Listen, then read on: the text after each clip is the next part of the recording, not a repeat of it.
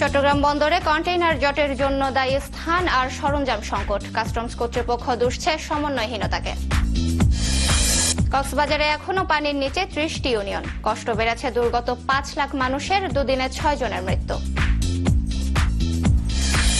ভারী বর্ষণে খাগড়াছড়ির অনেক সড়কে ভাঙন, যান চলাচল করছে ঝুঁকি নিয়ে, অস্থায়ী মেরামতের চেষ্টা।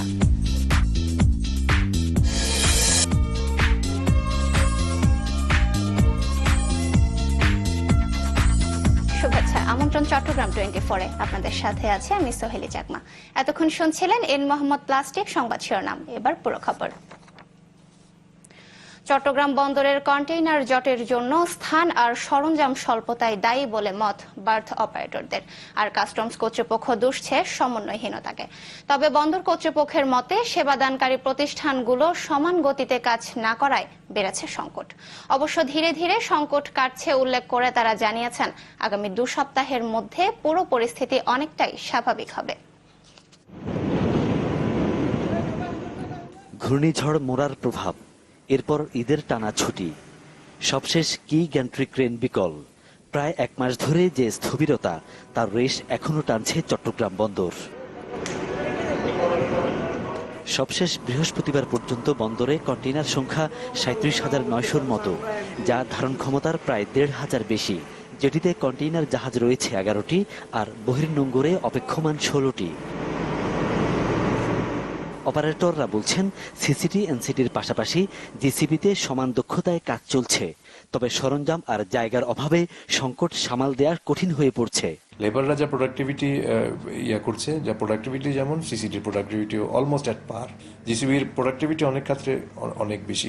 জিসিবি সাইডে আমাদের ইকুইপমেন্ট যদি বেড়ে যায়, তাহলে হয়তো ধারণ ক্ষমতা বা কাজের আরো বাড়বে, কাজের আরো অনেক স্পিড আপ হবে। বন্দর কর্মকর্তাদের দাবি, স্থান আর সরঞ্জাম সুবিধা বাড়ানো হচ্ছে, তবে সেবাদানকারী সব প্রতিষ্ঠান একই গতিতে কাজ না করায় মিলছে না কাঙ্ক্ষিত সুফল। জটের যদি প্রশ্ন করতে হয় তাহলে কাস্টমসকে করতে হবে, জটের যদি প্রশ্ন করতে হয় তাহলে অফ ডককে করতে হবে, জটের যদি প্রশ্ন করতে হয় সিএনএফ এজেন্টকে করতে হবে, জটের প্রশ্ন করতে হলে ট্রাক মালিক এবং ট্রাক শ্রমিকদেরকে করতে হবে। জটের কারণ 24 ঘন্টা ক্রেনের উপরে চট্টগ্রাম বন্দরের লোক থাকে, ক্রেনের নিচে বন্দরের লোক থাকে, কিন্তু এই যাদের কথা বললাম তারা 24 ঘন্টা থাকে না। কাস্টম কমিশনারও বলছেন, তার প্রতিষ্ঠান দ্রুত সেবা দেওয়ার চেষ্টা করলেও সার্বিকভাবে সমন্বয়হীনতা থাকায় সংকট নিরসনে সময় লাগছে। বন্দরের যে কার্যক্রম যেভাবে চালু আছে, আমাদের কার্যক্রম আসলে সেভাবেই চালু আছে। আমি বলছি আপনাকে, আমাদের যখন বন্দর রিলেটেড যে আমাদের যে 12টি গেট আছে বন্দরে, 12টি গেটে আমাদের কর্মকর্তাগণ সবসময় কিন্তু সপ্তাহে 7 দিনই ডিউটি করছেন। সমন্বয়ের কথা বলেছেন, এটি যথার্থই, কারণ আসলে এখানে অনেকগুলো স্টেক হোল্ডার আছে। বিশেষ একটি সেল গঠন করে কাজের সমন্বয় নিশ্চিত করা গেলে কন্টেইনার জট পরিস্থিতির উন্নতি হবে বলে মত সংশ্লিষ্টদের। ফখরুল ইসলাম, চ্যানেল 24, চট্টগ্রাম। এদিকে বন্দরের বিকল 2টি গ্যান্ট্রি ক্রেন মেরামতের প্রক্রিয়া শুরু হয়েছে। জাপানি একটি প্রতিনিধি দল সকালে ক্রেন দুটির অবস্থা পর্যবেক্ষণ করে। শীঘ্রই কাজ শুরু হবে বলে জানান বন্দর কর্মকর্তারা। গত মাসে একটি জাহাজের ধাক্কায় ক্রেন দুটি বিকল হয়ে পড়ে। করবেন কি পরিমাণ ক্ষতি হয়েছে এবং এটা এই অ্যাসেস রিপোর্ট তার ভিডিও করে সমস্ত তথ্য তারা নিয়ে যাবেন, এবং মিৎসুবিশি যে কোম্পানির যে এক্সপার্টরা আছেন, সবাই তো আর এখানে আসতে পারেননি, যারা আসছেন তাদের সাথে ওনারা বসবেন, বসার পর তারা একটি প্রতিবেদন দেবেন যে কি অবস্থা, আর তারপরেই আমরা বুঝতে পারবো যে কি পরিমাণ ক্ষতি হয়েছে। টানা বর্ষণ ও পাহাড়ি ঢলে কক্সবাজারে সৃষ্ট বন্যা পরিস্থিতি এখনো অপরিবর্তিত। জেলার 30টি ইউনিয়নের অধিকাংশ গ্রাম পানির নিচে তলিয়ে গেছে। এতে প্রায় 5 লাখ মানুষ পানিবন্দী হয়ে আছে। বন্ধ রয়েছে শিক্ষা প্রতিষ্ঠানগুলো। পাহাড় ধস আর পানিতে ভেসে। দর্শক দেখছেন চট্টগ্রাম 24। চট্টগ্রাম বন্দরের কন্টেইনার জটের জন্য স্থান আর সরঞ্জাম স্বল্পতায় দায়ী বলে মত বার্থ অপারেটরদের, আর কাস্টমস কর্তৃপক্ষ দুষছে সমন্বয়হীনতাকে। তবে বন্দর কর্তৃপক্ষের মতে সেবাদানকারী প্রতিষ্ঠানগুলো সমান গতিতে কাজ না করায় বেড়েছে সংকট। অবশ্য ধীরে ধীরে সংকট কাটছে উল্লেখ করে তারা জানিয়েছেন, আগামী 2 সপ্তাহের মধ্যে পুরো পরিস্থিতি অনেকটাই স্বাভাবিক হবে। ঘূর্ণিঝড় মোরার প্রভাব, এরপর ঈদের টানা ছুটি, সবশেষ কি গ্যান্ট্রি ক্রেন বিকল। প্রায় 1 মাস ধরে যে স্থবিরতা তার রেশ এখনো টানছে চট্টগ্রাম বন্দর। সবশেষ বৃহস্পতিবার পর্যন্ত বন্দরে কন্টেইনার সংখ্যা 37,900-র মতো, যা ধারণ ক্ষমতার প্রায় 1,500 বেশি, যেটিতে কন্টেইনার জাহাজ রয়েছে 11টি আর বহির্নোঙরে অপেক্ষমান 16টি। অপারেটররা বলছেন সিসিটি এনসিটির পাশাপাশি জিসিবিতে সমান দক্ষতায় কাজ চলছে, তবে সরঞ্জাম আর জায়গার অভাবে সংকট সামাল দেওয়া কঠিন হয়ে পড়ছে। লেবাররা যা প্রোডাক্টিভিটি করছে, যা প্রোডাক্টিভিটি যেমন সিসিটির প্রোডাক্টিভিটিও অলমোস্ট অ্যাট পার। জিসিবির প্রোডাক্টিভিটি অনেক ক্ষেত্রে অনেক বেশি। জিসিবি সাইডে আমাদের ইকুইপমেন্ট যদি বেড়ে যায় তাহলে হয়তো ধারণ ক্ষমতা বা কাজের আরো বাড়বে, কাজের আরো অনেক স্পিড আপ হবে। বন্দর কর্মকর্তাদের দাবি, স্থান আর সরঞ্জাম সুবিধা বাড়ানো হচ্ছে, তবে সেবাদানকারী সব প্রতিষ্ঠান একই গতিতে কাজ না করায় মিলছে না কাঙ্ক্ষিত সুফল। জটের যদি প্রশ্ন করতে হয় তাহলে কাস্টমসকে করতে হবে, জটের যদি প্রশ্ন করতে হয় তাহলে অফ ডককে করতে হবে, জটের যদি প্রশ্ন করতে হয় সিএনএফ এজেন্টকে করতে হবে, জটের প্রশ্ন করতে হলে ট্রাক মালিক এবং ট্রাক শ্রমিকদেরকে করতে হবে। জটের কারণ 24 ঘন্টা ক্রেনের উপরে চট্টগ্রাম বন্দরের লোক থাকে, ক্রেনের নিচে বন্দরের লোক থাকে, কিন্তু এই যাদের কথা বললাম তারা 24 ঘন্টা থাকে না। কাস্টম কমিশনারও বলছেন তার প্রতিষ্ঠান দ্রুত সেবা দেওয়ার চেষ্টা করলেও সার্বিকভাবে সমন্বয়হীনতা থাকায় সংকট নিরসনে সময় লাগছে। বন্দরের যে কার্যক্রম যেভাবে চালু আছে, আমাদের কার্যক্রম আসলে সেভাবেই চালু আছে। আমি বলছি আপনাকে, আমাদের যখন বন্দর রিলেটেড যে আমাদের যে 12টি গেট আছে বন্দরে, 12টি গেটে আমাদের কর্মকর্তাগণ সবসময় কিন্তু সপ্তাহে 7 দিনে ডিউটি করছেন। সমন্বয়ের কথা বলেছেন, এটি যথার্থই, কারণ আসলে এখানে অনেকগুলো স্টেক হোল্ডার আছে। বিশেষ একটি সেল গঠন করে কাজের সমন্বয় নিশ্চিত করা গেলে কন্টেইনার জট পরিস্থিতির উন্নতি হবে বলে মত সংশ্লিষ্টদের। ফখরুল ইসলাম, চ্যানেল 24, চট্টগ্রাম। টানা বর্ষণ ও পাহাড়ি ঢলে কক্সবাজারের সৃষ্ট বন্যা পরিস্থিতি এখনো অপরিবর্তিত। জেলার 30টি ইউনিয়নের অধিকাংশ গ্রাম পানির নিচে তলিয়ে গেছে। এতে প্রায় 5 লাখ মানুষ পানিবন্দী হয়ে আছে। বন্ধ রয়েছে শিক্ষা প্রতিষ্ঠানগুলো। পাহাড় ধস আর পানিতে ভেসে দুদিনে মারা গেছে 6 জন। এছাড়া রাস্তাঘাট বিধ্বস্ত হয়ে যাওয়ায় দুর্ভোগ বেড়েছে মানুষের। ভেসে গেছে অনেক খামারের মাছ।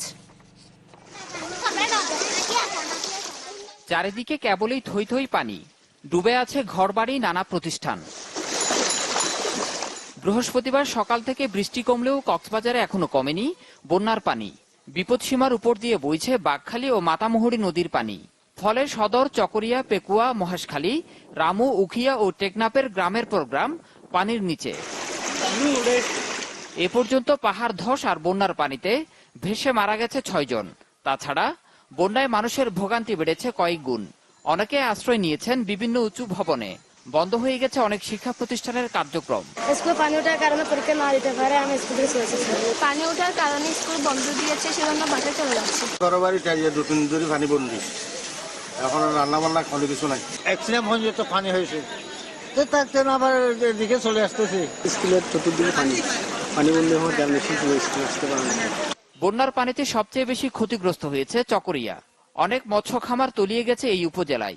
আগে অনেক মাছ ছিল, বন্যার পানি এসে মাছগুলো বেশি চলে গেছে। জেলা প্রশাসন বলছে দুর্গত এলাকায় নগদ 2.5 লাখ টাকা এবং 10 মেট্রিক টন চাল বরাদ্দ দেওয়া হয়েছে। চেষ্টা চলছে আরো সহায়তার। সরকারের লেভেল থেকে যত ধরনের সাহায্য সহযোগিতা আছে সেটা দেওয়া হবে, সেটা আমি আশ্বস্ত করেছি। আর ইমিডিয়েট যে বন্যা অথবা দুর্যোগ মোকাবেলা করার জন্য আমাদের যে সক্ষমতাটা আমরা পুরোপুরিভাবে যাতে কাজে লাগাতে পারি সেই বিষয়গুলো নিয়ে আমরা আলোচনা করেছি এবং তাদেরকে পরামর্শ প্রদান করেছি। জেলার 71টি ইউনিয়নের মধ্যে 30টি ইউনিয়নের অধিকাংশ গ্রাম বন্যা কবলিত। পানিবন্দী হয়ে পড়েছে প্রায় 5 লাখ মানুষ। Desk report, channel 24। এবার নিচ্ছেন মোহাম্মদ প্লাস্টিক বিরতি। ফিরছি একটু পর, সঙ্গে থাকুন।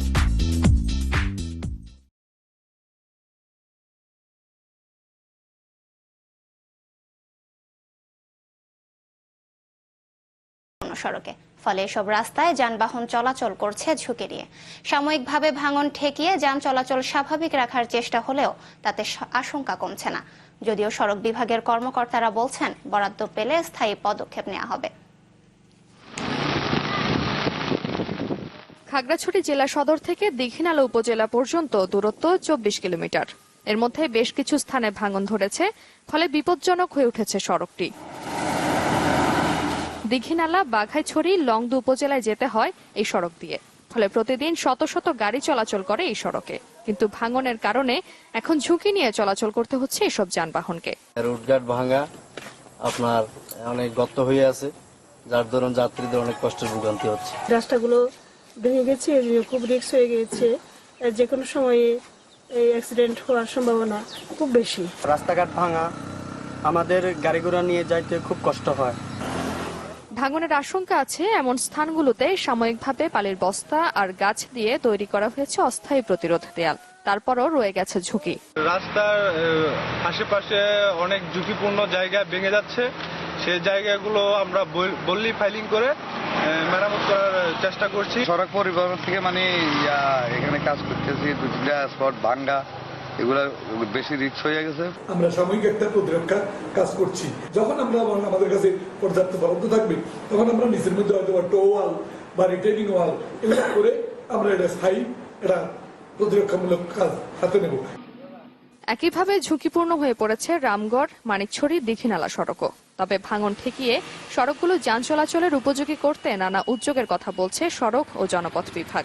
যখনই ভূমি ধস আমরা সাথে সাথে পরিষ্কার করে যোগাযোগ ব্যবস্থা অক্ষুণ্ণ রাখি এবং এরপরও আপনাদের প্রায় 5টি ট্রাক বিভিন্ন সড়কে নিয়ন্ত্রণ কাজ করে যাচ্ছে। এসব সড়ক বন্ধ হয়ে গেলে পর্যটন কেন্দ্র সাজেক ভ্যালি সহ 3টি উপজেলার যোগাযোগ ব্যবস্থা বিচ্ছিন্ন হয়ে যাবে বলে আশঙ্কা স্থানীয়দের। Desk report, channel 24। দর্শক, চট্টগ্রাম নগরীতেও ভেঙে গেছে অনেক রাস্তাঘাট, তাতে মানুষের দুর্ভোগ বেড়েছে। সেই খবর জানাতে সরাসরি যোগ দিচ্ছেন এমদাদুল হক। এমদাদ, ভাঙাচোরা রাস্তায় চলাচলে মানুষের দুর্ভোগ কেমন? আর আরেকটি বিষয় জানান যে এসব রাস্তা মেরামতে সিটি কর্পোরেশন কি বলছে? প্রবল বর্ষণ আর সাগরের জোয়ারের পানিতে নগরের বিভিন্ন রাস্তায় কিন্তু তলিয়ে যায় এবং সেই ডুবে থাকা রাস্তাতেই আসলে আমরা দেখেছি যে পুরো নগরী জুড়েই রাস্তায় এক ধরনের ভয়াবহ অবস্থা তৈরি হয়েছে, যেটি নিশ্চয়ই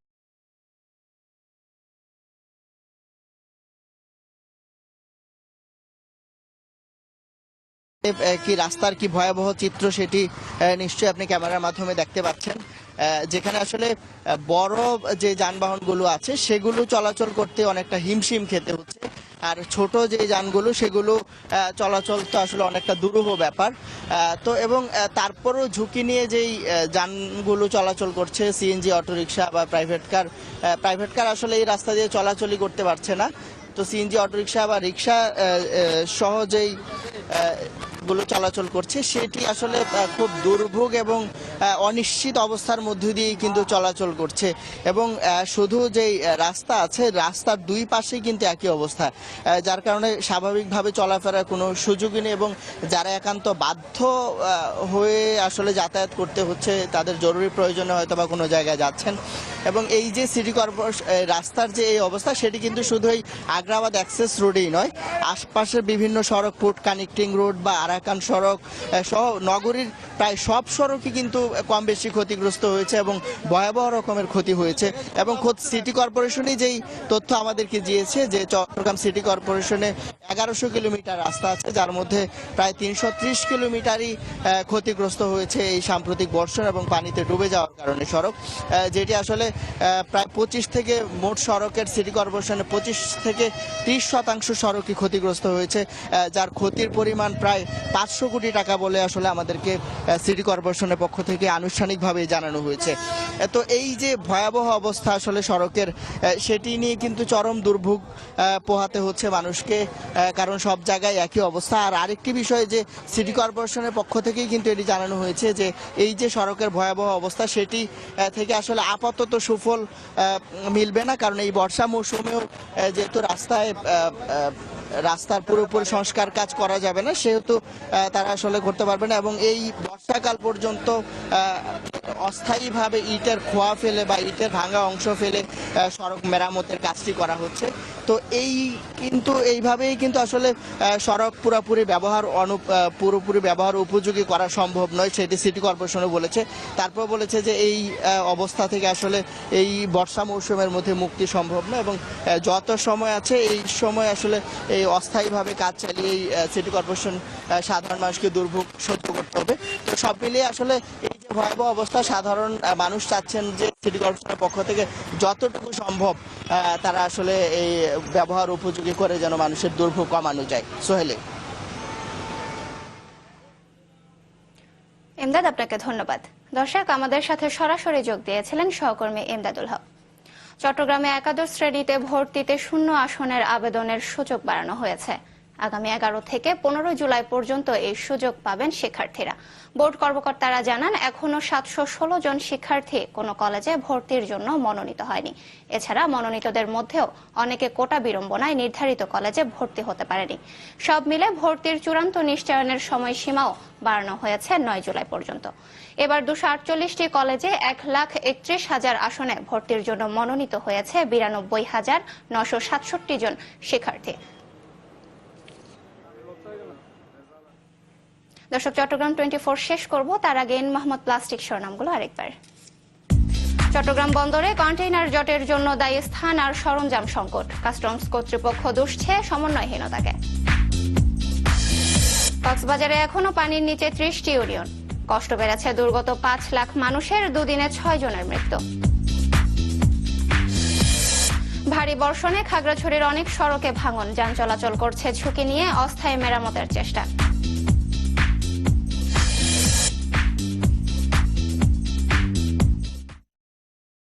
দর্শক, এই ছিল বিকেলের আয়োজন। সন্ধ্যা 6টায় দেখবেন দেশ 24। এতক্ষণ সাথে থাকার জন্য ধন্যবাদ সবাইকে।